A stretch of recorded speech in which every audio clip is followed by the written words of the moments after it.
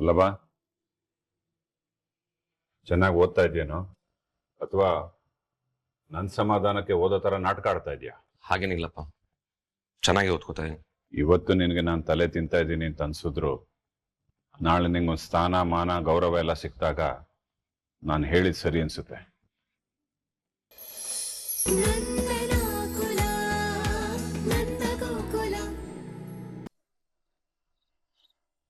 ಇಲ್ಲ ಕಣೆ, ಇನ್ನು ಸಿದ್ದಕ್ ಫೋನ್ ಮಾಡಿಲ್ಲ. ಓದ್ಕೊಂತ ಇದ್ದೆ. ನೀನ್ ಹೇಳು. ಮತ್ತೆ ಎಕ್ಸಾಮಿಗೆಲ್ಲ ರೆಡಿನಾ? ನಾನಂತೂ ರೆಡಿ ಅಪ್ಪ. ಆದ್ರೆ ಕೆಲವರು ಸಸ್ಪೆಂಡ್ ಆಗ್ಬಿಟ್ಟಿದ್ದಾರೆ. ಅವರಿಗೆಲ್ಲ ಎಕ್ಸಾಮ್ ಎಲ್ಲಿರುತ್ತೆ?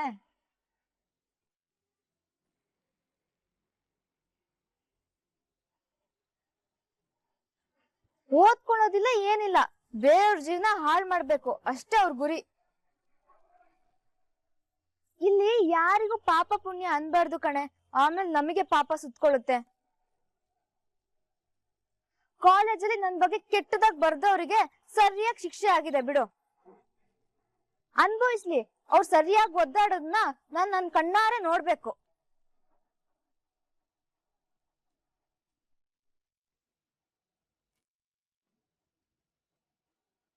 ಹಾಗಿದ್ದಾಗ್ಲಿ ಅಪ್ಪನ ಹತ್ರ ಎಲ್ಲ ವಿಷಯ ಹೇಳ್ಬಿಡ್ತೀನಿ.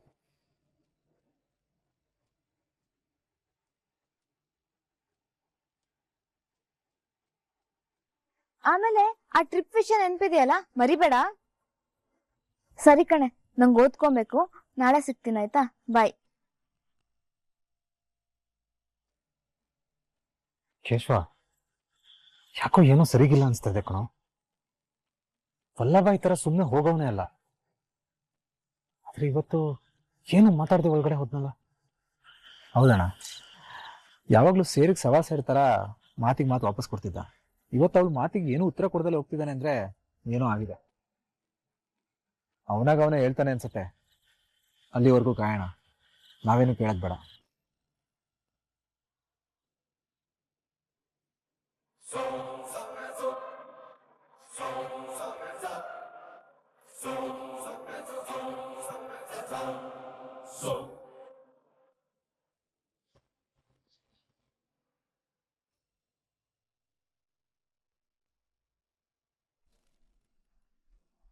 ಅದಕ್ಕೆ ನಡಿ ನನ್ ಜೊತೆ. ಅದಕ್ಕೆ ಯಾಕೆ ಹಿಂಗ್ ಹೇಳ್ಕೊಂಡ್ ಬರ್ತಾ ಇದ್ದೀರಾ? ಏನಾಯ್ತು?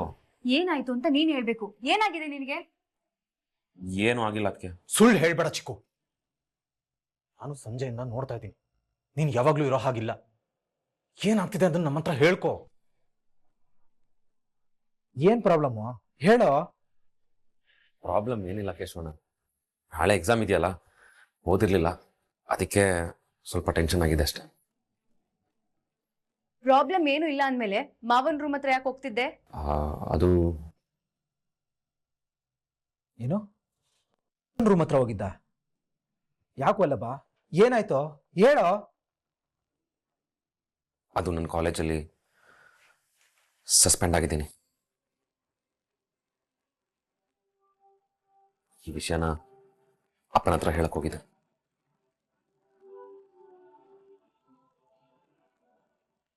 ಚಿಕ್ಕು, ಏನು ಹೇಳ್ತಾ ಇದ್ಯಾ ನೀನು?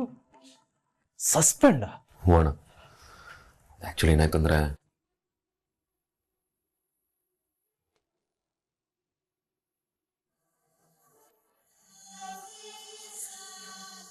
ಇದನ್ನೆಲ್ಲ ಅಪ್ಪನ ಹತ್ರ ಹೇಳೋಣ ಅಂತ ಹೋಗಿದ್ದೆ, ಅದಕ್ಕೆ ಹೇಳ್ಕೊಂಬಂದ. ಅಪ್ಪ ನೀನ್ ಚೆನ್ನಾಗಿ ಓದಿ ಕಲೆಕ್ಟರ್ ಆಗಬೇಕು ಅನ್ನೋ ಕನ್ಸು ಕಟ್ಟಿದ್ದಾರೆ. ನೀನ್ ಈ ತರ ಸಸ್ಪೆಂಡ್ ಆಗಿದ್ಯಾ ಅಂತ ಗೊತ್ತಾದ್ರೆ ನಿಂದೆ ಏನೋ ತಪ್ಪಿರತ್ತೆ ಅಂತ ಶಿಕ್ಷೆ ಕೊಡ್ತಾರೆ. ಈಗ ತಾನೇ ಮನೇಲೆಲ್ಲ ಸರಿ ಹೋಗ್ತಿದೆ, ಮತ್ತದೇ ರಾಮಾಯಣ ಬೇಕಾ? ಈಗ ಸದ್ಯಕ್ಕೇನು ಬೇಡ. ಮತ್ತು ನಾನು ಏನು ಮಾಡುವಂತೀಯ ಅಣ್ಣ? ನಾಳೆಯಿಂದನೇ ಎಕ್ಸಾಮು. ಪೇರೆಂಟ್ಸ್ ಕರ್ಕೊಂಡ್ ಬಂದಿಲ್ಲ ಅಂದರೆ ಎಕ್ಸಾಮ್ಗೆ ಕೂರ್ಸಲ್ವಂತೆ.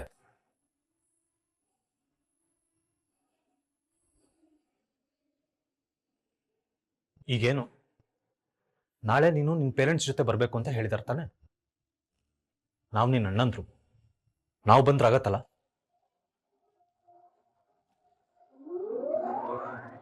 ನಾಳೆ ನಿನ್ನ ಕಾಲೇಜಿಗೆ ಬಂದು ನಾವು ಮಾತಾಡ್ತೀವಿ. ಸುಮ್ಮನೆ ಈ ವಿಷಯನ ಅಪ್ಪನ ತನಕ ತಗೊಂಡು ಹೋಗಿ ದೊಡ್ಡದು ಮಾಡೋದು ಬೇಡ. ಅದೇನಿದ್ರು ಅದನ್ನ ಬಗೆಹರಿಸೋಣ. ವಾವ್, ವಿಷಯ ಸಾಲ್ವ್ ಆಯ್ತಲ್ಲ. ಈ ವಿಷಯನ ಮನ್ಸಲ್ಲೇ ಇಟ್ಕೊಂಡು ಒದ್ದಾಡ್ತಿದ್ಯಾ? ನಮಗೆಲ್ಲ ಸಮಸ್ಯೆ ಆದ್ರೆ ಕೇಳಿ ತಿಳ್ಕೊಂಡು ಅದನ್ನ ಪರಿಹಾರ ಮಾಡೋದಕ್ಕೆ ಬರ್ತೀಯ. ಅದೇ ನಿನಗೆ ಸಮಸ್ಯೆ ಆದ್ರೆ ಹೇಳ್ದೆ ಮುಚ್ಚಿಡ್ತೀಯ ನೀನು? ಹಾಗಲ್ಲ ಕಿಶೋಣ. ಏನ್ ಹಾಗಲ್ಲ? ಏನೇ ಇದ್ರು ನೀನ್ ಬಂದು ನಮ್ಮ ಹತ್ರ ಹೇಳ್ಕೋಬೇಕು, ನಾವದನ್ನ ಬಗೆಹರಿಸ್ತೀವಿ. ಸರಿ ವಲ್ಲಭ, ಇವಾಗ ಹೋಗಿ ಮಲ್ಕೋ. ಬೆಳಿಗ್ಗೆ ಬೇಗ ಎದ್ದು ಉಟ್ಕೋಬೇಕು, ಸರಿನಾ? Good night.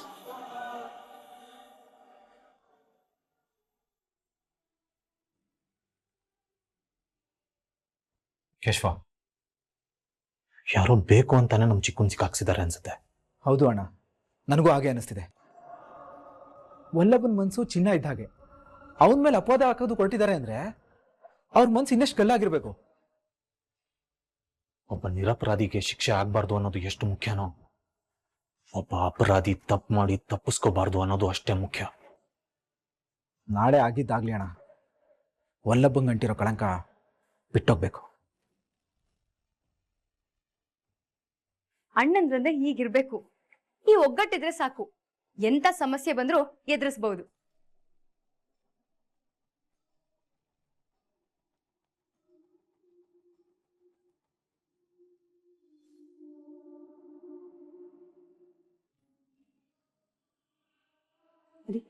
ಹಾಲು ತಗೊಳ್ಳಿ. ಅಲ್ಲ ಇಡು, ನಾನು ಆಮೇಲೆ ಕುಡಿತೀನಿ. ಫೈಲ್ ಪಕ್ಕಕ್ಕಿಟ್ಟು ಹಾಲು ಕುಡಿದು ಮಲ್ಕೋಬಾರ್ದಾ? ನಾನು ಸೂಪರ್ ಮಾರ್ಕೆಟ್ದು ಲೆಕ್ಕ ನೋಡ್ತಾ ಇದ್ದೀನಿ, ತಡವಾಗತ್ತೆ, ನೀನು ಮಲ್ಕೋ. ನೀವು ಹೀಗೆ ತಡವಾಗಿ ಮಲ್ಕೊಂಡ್ರೆ ವಯಸ್ಸಾದವ್ರ ಥರ ಕಾಣ್ತೀರಾ ಅಷ್ಟೇ. ನೋಡಿ, ನಿಮ್ಮ ಆರೋಗ್ಯದ ಕಡೆನೂ ನೀವು ಗಮನ ಕೊಡಿ. ಇಲ್ಲ ಹಾಗಂತ ದೊಡ್ಡವ್ರು ಹೇಳ್ತಾ ಇರ್ತಾರೆ, ಅದಕ್ಕೆ. ಅಂದ್ರೆ ನನಗೆ ವಯಸ್ಸಾಗಿದೆ ಅಂತ ಅರ್ಥನಾ? ಹಾಗಲ್ಲ, ಮಗಳು ಮದುವೆ ವಯಸ್ಸಿಗೆ ಬಂದಿದ್ದಾಳೆ ಅಂತ ಹೇಳೋದಿಕ್ ಬಂದೆ.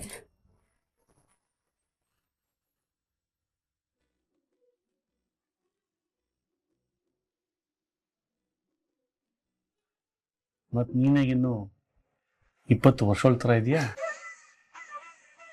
ಮುಖದಲ್ಲಿ ಒಂದು ಸುಕ್ಕಿಲ್ಲ, ಒಂದು ಗೆರೆ ಇಲ್ಲ. ಆಗ ಹೇಗಿದೆಯೋ ಈಗಲೂ ಹಾಗೆ ಇದೆಯಾ?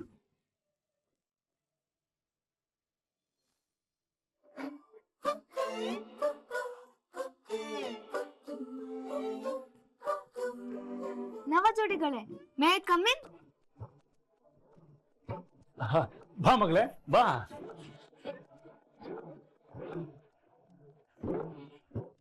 ಏನು ಇನ್ನು ಮಲ್ಕೊಂಡಿಲ್ವಾ? ಮನ್ಸಲ್ಲಿ ಏನಾದ್ರು ಕೊರತೆ ಇದ್ರೆ ನಿದ್ದೆ ಬರಲ್ಲ ಅಲ್ವಾಪ್ಪ? ನಿನಗೀಗ ಯಾಕೆ ಕೊರತೆ ಇದೆ ಮಗಳೇ? ಅದು ಮುಂದಿನ ತಿಂಗಳು ನನ್ನ ಫ್ರೆಂಡ್ಸ್ ಎಲ್ಲ ಚಿಕ್ಕಮಂಗ್ಳೂರ್ ಹೋಗ್ಬೇಕು ಅಂತ ಪ್ಲಾನ್ ಮಾಡ್ತಿದ್ದಾರೆ. ನಂಗೂ ಹೋಗ್ಬೇಕು ಅಂತ ಆಸೆ ಅಪ್ಪ. ನೀವು ಪರ್ಮಿಷನ್ ಕೊಟ್ರೆ. ಮುಂದಿನ ತಿಂಗಳು ತಾನೆ, ನೋಡೋಣ ಬಿಡು. ಎಸ್ಸೂರ್ನು ಅಂತ ಇವಾಗ್ಲೇ ಹೇಳ್ಬೇಕು. ರೆಸಾರ್ಟ್ ಬುಕ್ ಮಾಡಿಲ್ಲ ಅಂದ್ರೆ ರೂಮೇ ಸಿಗಲ್ಲ ಅಲ್ವಾಪ್ಪ? ಸರಿ, ಹೋಗ್ಬಾ ಮಗಳೇ. Thank you so much. I love you ಅಪ್ಪ. You are the best dad. ಈಗ ಫ್ರೆಂಡ್ಸ್ ಜೊತೆ ಬೆಟ್ಟ ಗುಡ್ಡ ರೆಸಾರ್ಟ್ ಅಂತ ಸುತ್ಯ. ನಾಳೆ ಗಂಡ ಬಂದ್ಮೇಲೆ ಆ ದೇಶ ಈ ದೇಶ ಅಂತ ಸುತ್ಯ. ಒಂದ್ ಕಡೆ ಖುಷಿ ಆಗತ್ತೆ, ಇನ್ನೊಂದು ಕಡೆ ಈ ಹೆಣ್ಮಕ್ಳು ಯಾಕಾದ್ರೂ ಇಷ್ಟು ಬೇಗ ಬೆಳೆದು ಮದುವೆ ಆಗ್ತಾರೋ ಅಂತ ನೋವು ಆಗತ್ತೆ. ಹುಟ್ಟಿದೂರಲ್ಲೇ ನದಿ ಹರಿಯಲ್ಲ ರೀ. ಹಾಗೆ ಹೆಣ್ಮಕ್ಳಿಗೆ ಹುಟ್ಟಿದ ಮನೆನೇ ಅವ್ರಿಗೆ ಶಾಶ್ವತವಾಗಿರಲ್ಲ.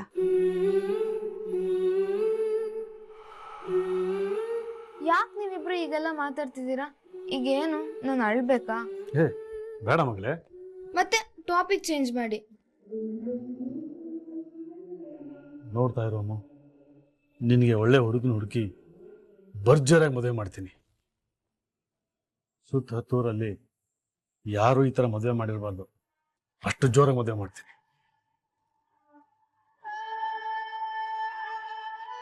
ಅಪ್ಪಂಗೆ ನನ್ನ ಲವ್ ವಿಷಯ ಹೆಂಗ್ ಹೇಳೋದು? ಹೇಳಿದ್ರೆ ಒಂದ್ ದೊಡ್ಡ ಸೀನೆ ಆಗೋಗುತ್ತೆ. ನನ್ಗೆ ನಿನ್ ಮೇಲೆ ತುಂಬಾ ಹೆಮ್ಮೆ ಇದೆ ಕಂದ.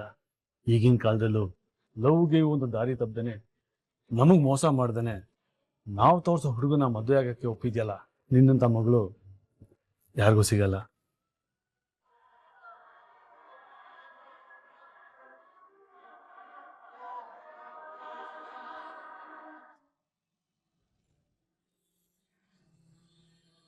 ವಲ್ಲಭ ತಗೋ ಕಂದ, ಡಬ್ಬಿ ರೆಡಿ ಆಯ್ತು.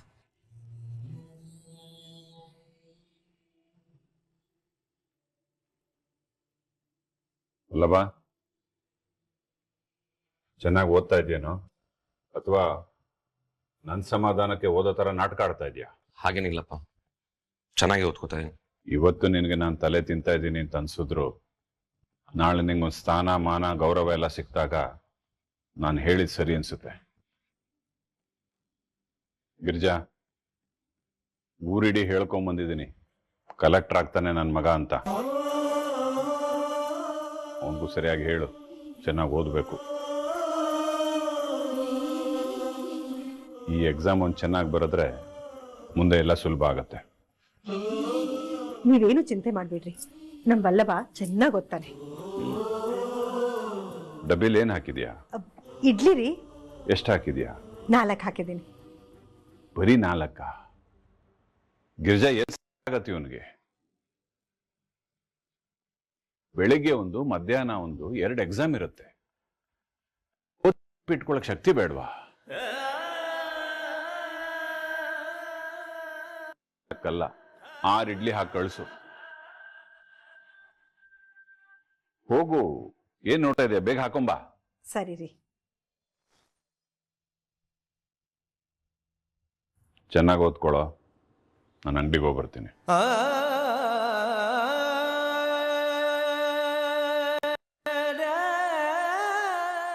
ಸಾರಿ ಅಪ್ಪ, ನೀವು ನಾನು ಚೆನ್ನಾಗಿ ಓದ್ಲಿ ಅಂತ ಇಷ್ಟೆಲ್ಲ ಕನ್ಸ್ಕೊಟ್ಟಿದ್ದೀರ. ಆದ್ರೆ ನಾನು ಮಾಡ್ದಿರೋ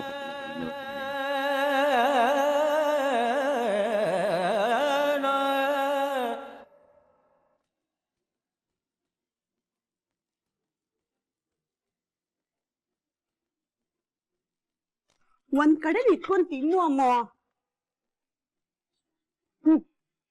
ಅಮ್ಮ, ಇಷ್ಟು ತಿನ್ಸಿದ್ರೆ ಎಲ್ಲ ಮರ್ತೋಗಿ ನನ್ ನಿದ್ದೆ ಬರುತ್ತೆ. ಯಾರ ಹೇಳಿದ್ ನಿಂಗೆ? ಖಾಲಿ ಹೋಟೆಲ್ ಹಾಗೆ ಹೋದ್ರೆ ಎಕ್ಸಾಮ್ ಟೈಮಲ್ಲಿ ಓದಿದ್ದು ನೆನ್ಪಿಗೆ ಬರಲ್ಲ. ತಗೋ ತಿನ್ನು ತಿನ್ನು, ಚೂರ್ ತಿನ್ನು.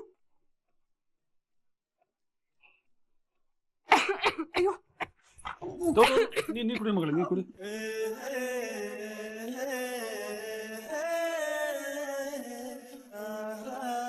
ನಿನಗೆ ಬುದ್ಧಿಗಿರಿ ಇದೆಯಾ? ಓಡಾಡ್ಸ್ಕೊಂಡು ತಿನ್ನಿಸ್ತಾರಾ? ಕೂರ್ಸಿ ತಿನ್ನಿಸ್ಬೇಕು ತಾನೆ?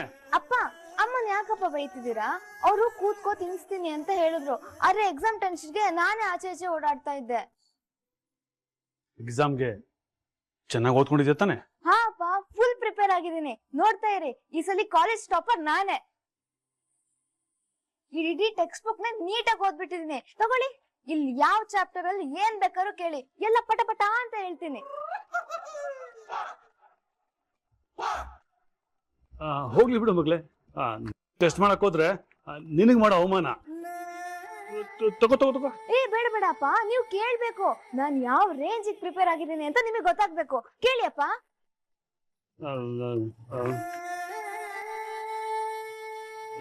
ವಾಟ್ ಈಸ್ ಹೇಳಿ ಅಪ್ಪ. What is twinkle twinkle little star?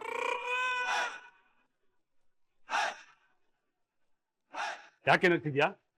ನಾನೇನಾದ್ರು ತಪ್ಪು ಕೇಳದ್ನಾ? ನೀವೇನು ತಪ್ಪು ಕೇಳಿಲ್ಲ ರೀ. ಆದ್ರೆ ಮುಂದಕ್ಕೆ ಯಾವತ್ತೋ ಹೇಳ್ಬೇಕಾಗಿರೋದ್ನ ಈಗ ಅಮ್ಮ ಕೇಳ್ತಾ ಇದ್ದೀರಾ ಅಷ್ಟೇ.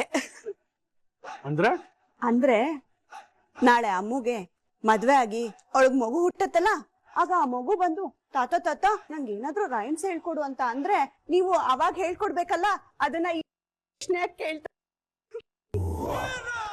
ನೋಡಪ್ಪ, ನಾನು ಎಕ್ಸಾಮ್ ಬರೆಯೋ ಟೆನ್ಷನ್ ಅಲ್ಲಿ ಇದ್ರೆ ಈ ಅಮ್ಮ ಮದ್ವೆ ಮಕ್ಳು ಅಂತ ಏನೆಲ್ಲ ಮಾತಾಡ್ತಿದ್ದಾರೆ. ಹೌದಲ್ಲ ಮಗಳ, ಇರು, ನೀನ್ ಹೋದ್ಮೇಲೆ ಅಮ್ಮನ್ ಸರಿಯಾಗಿ ವಿಚಾರಿಸ್ಕೊಂತೀನಿ. ಸರಿಯಪ್ಪ, ನಂಗೆ ಲೇಟ್ ಆಗ್ತಿದೆ, ನಾನು ಬೇಗ ಹೊರಡ್ಬೇಕು.